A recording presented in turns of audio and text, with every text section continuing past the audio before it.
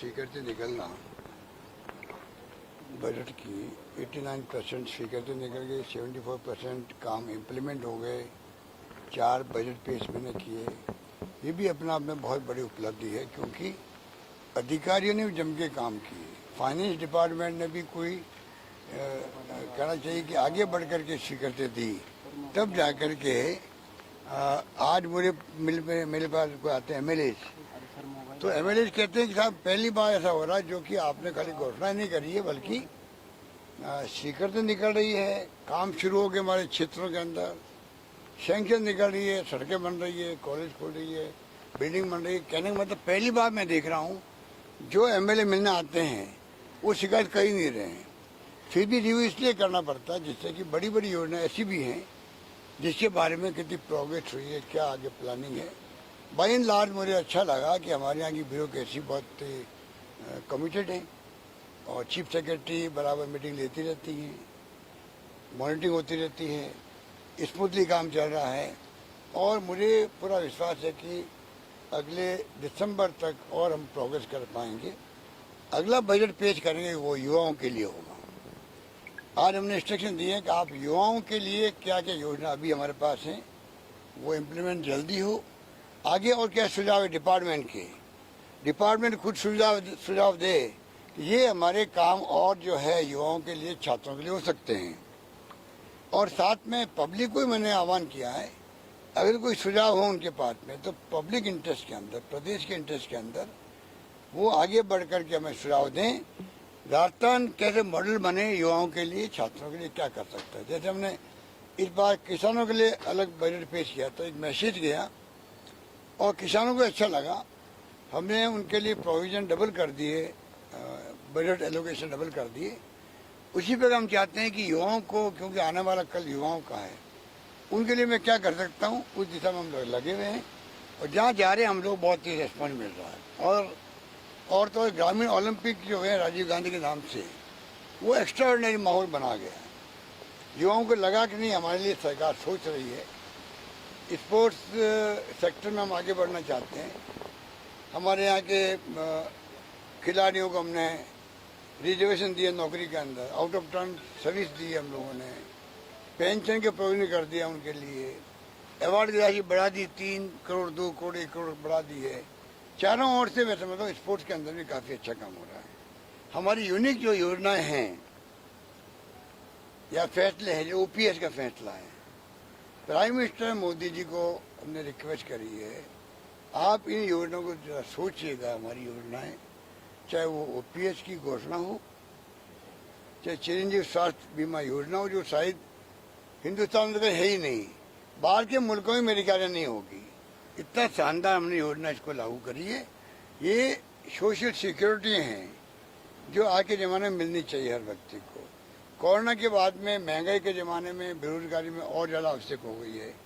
1 करोड़ लोगों को हम लोग दे रहे हैं, पेंशन दे रहे हैं, बुजुर्गों को भी, विधवाओं को भी, एकल नारी को भी, निःशक्तजनों को भी, वो भी सोशल सिक्योरिटी है।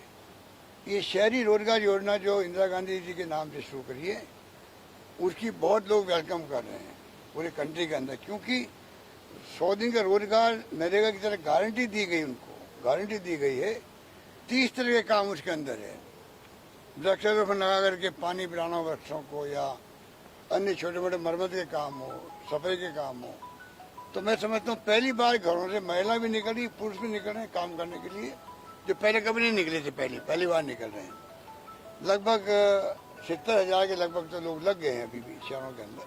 तो कहने का मतलब जो रसोई योजना इंदिरा गांधी जी के नाम से, उसमें देखिए आप, जो लोग, मैं खुद खाना खाने गया वहाँ पर, क्या उनकी भावनाएं थी, कितना गुस्सा भी था। 200 रुपये तो किलो तेल मिलता है, साबुन की बट्टी मिलती बहुत 20-25 रुपये में, क्या खाना खाएं घर पे, इसलिए यहाँ आके खाना खाना पड़ता है। कहने का मतलब है 8 रुपये में भोजन जो मिलता है, 17 रुपये प्रति व्यक्ति सरकार सब्सिडी दे रही है उसके अंदर भी। तो हमारी हर योजना जो है, उड़ान योजना है, वो महिलाओं के स्वास्थ्य के लिए बहुत बड़ी योजना है। कई महिलाएं बीमार, कैंसर, बाढ़ बन जाती है। अगर मान लीजिए प्रॉपर वे में उनको नेपकिन नहीं मिले तो नेपकिन मिलते ही नहीं है। आप जानते ट्रेडिशनली, अब ये संकोच का टाइम नहीं रहा है। एक मेरे पत्रकार मित्र ने मुझे कहा, मेरी बेटी ने मुझे कहा है कि पापा नैपकिन लेके आना। ये इस बात का द्योतक है। अब महिलाएं, बच्चे छात्र समझ गए हैं कि संकोच की बात नहीं होनी चाहिए। जो प्रकृति की देन है उसके आधार पर हमें चलना पड़ेगा। तो तमाम हमारी योजना यूनिक योजना है और मैं समझता हूँ कि नरेगा मैंने 25 दिन एक्स्ट्रा कर दिए स्टेट गवर्नमेंट फंडिंग से, तो कितना बड़ा लाभ उनको मिल गया है। इसलिए मैंने कहा कि जो हमारी योजनाएं बहुत अच्छी योजनाएं हैं, उनको हमने रिव्यू किया हम लोगों ने, और मैं उम्मीद करता हूं कि पानी, बिजली, शिक्षा, स्वास्थ्य, सड़कें के लिए हमने कहा कि दीपावली तक कम से कम, और सब कुछ, क्योंकि भारी बरसात हुई है, तहस नहस हो गई है, सड़कें ज़्यादा हो गई है, कम से कम रिपेयर का काम है, पैच वर्क का काम है, वो दीपावली तक हो जाए तो लोगों को थोड़ी सुविधा मिल जाए। तो वो हमने सब डिस्कस किया। मैं समझता हूँ कि आने वाले वक्त में हम लोग सब मिलकर के जो बजट घोषणा मेरी है वो पूरी होगी। सोशल सिक्योरिटी पर आपका बहुत फोकस रहता है, सोशल सिक्योरिटी पर आगे आगामी बजट में भी ऐसी कोई स्कीम और आ रही है जिससे? देखिए, मैंने कहा पब्लिक के लिए बजट को हम लोग पब्लिक के डोमेन में रख के बात करना चाहते हैं। पब्लिक हमें सुझाव दे। वैसे हम प्री बजट मीटिंग करते हैं हर वर्ग के साथ में, आपको मालूम है।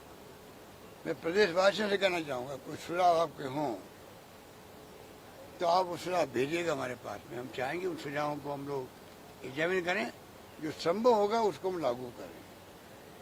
ये भी हम कर सकते हैं। सर, क्या बजट पहले आ सकता है जनवरी या फरवरी में? फरवरी मार्च में बजट आते भी हैं, कोई 15 दिन पहले आ जाए, 1 महीना पहले आ जाए, अलग बात है। पर वो मैं समझता हूँ कि उसमें देरी नहीं होगी, क्योंकि बाद में सबको इलेक्शन में जाना पड़ता है। तो चाहे पक्ष हो इधर पक्ष हो, सब चाहते हैं भाई बजट जो है टाइम पे आए, टाइम पे पूरा हो। तो हम भी चाहते हैं कि विपक्ष को मौका मिले हमारे खिलाफ बात करने का।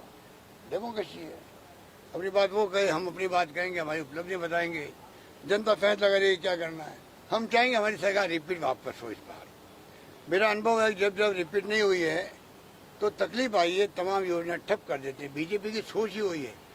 बीजेपी की सोच नकारात्मक सोच होती है, वो बंद कर देते हैं तो उसके कारण रुक जाता है। रिफाइनरी का उदाहरण आपके सामने है, 40,000 की रिफाइनरी आज वो 70,000 करोड़ बनेगी। एग्जाम्पल एक ही बहुत है। ऐसे छोटे मोटे काम कितने बंद किए होंगे, हम उनका काम कोई बंद नहीं करते। ARCP बंद नहीं करे, आगे बढ़ा रहे हम लोग। आप सोच सकते हो कि हमारी नीति, हमारी सोच पॉजिटिव सोच है, इसलिए हम आगे बढ़ते हैं।